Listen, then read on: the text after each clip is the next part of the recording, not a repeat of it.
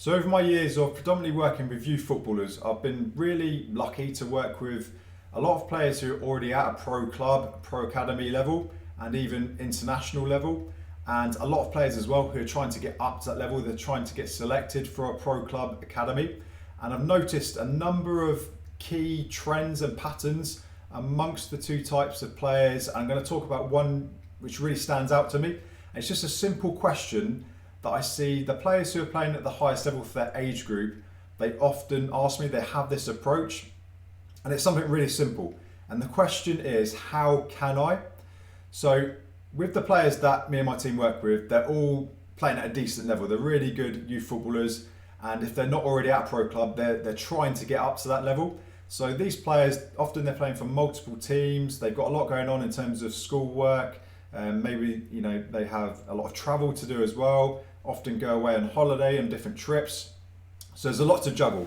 But the ones who are already at a pro academy, they understand that the S&C side is a really important component to their training schedule, especially nowadays. The players they're coming up against not only are technically really good, but they're good athletes as well. And the higher the level the players get to, they'll notice that the level of athleticism goes up as well.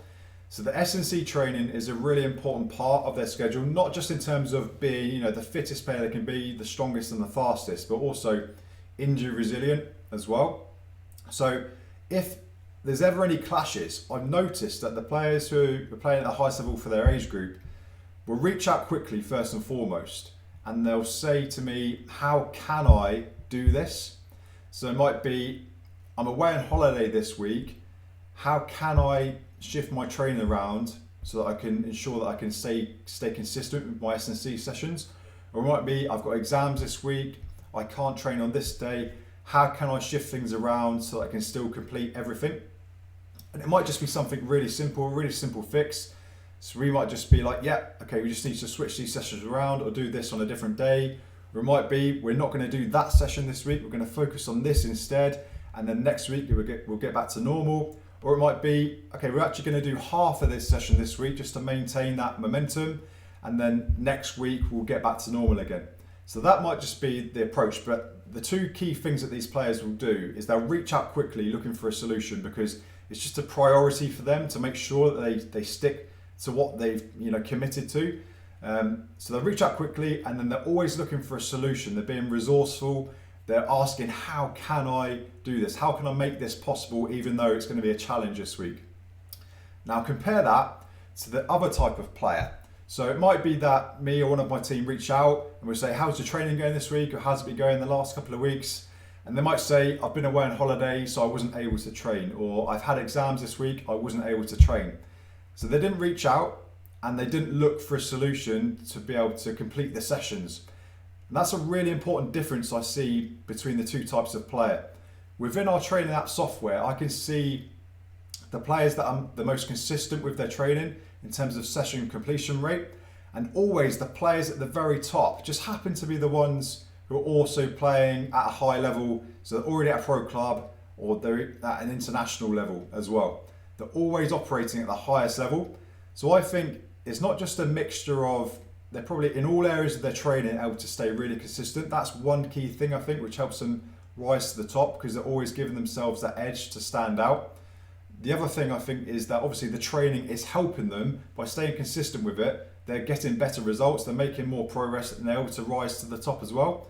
So there's those two key things there. I don't just think it's the actual sessions though. I think it's that habit, that ability to stay consistent and have that mindset of being coachable, reaching out quickly and looking for solutions.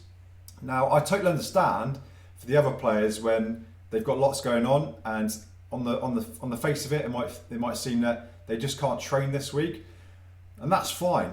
But if you don't want to blend in with 99% of other players and you want to be in that 1% that stands out and rises to the top for your age group, you just need to remember that even though you might not be able to train, you might not think that there's a way that you can train this week, but other players of your age group who you will eventually, hopefully, come up against, they are finding solutions. They're always trying to find ways to make it work, and that's what helps them rise to the top. So you're competing against these guys if you're not currently at that level.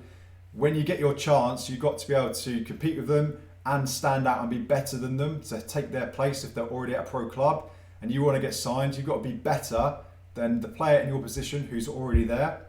So again, just a really simple shift in mindset. It's reaching out quickly, being coachable, looking for solutions. How can I do this? What's the solution here so that I can get the best out of this week, as opposed to just, skipping the sessions thinking, oh, I can't do this. It doesn't matter. It's just 1 week. It's just 2 weeks. It's not going to have that big an impact. Maybe the impact's going to be small, but just remember your competition. There's players out there elsewhere in your country or perhaps in other countries who they're getting it done. And I know this because I've been lucky enough to see what these players are doing, see their training habits over the years. So hope you found that insight quite interesting. And if you've got any questions or comments, add them below. And I'd be really interested to hear your thoughts about this.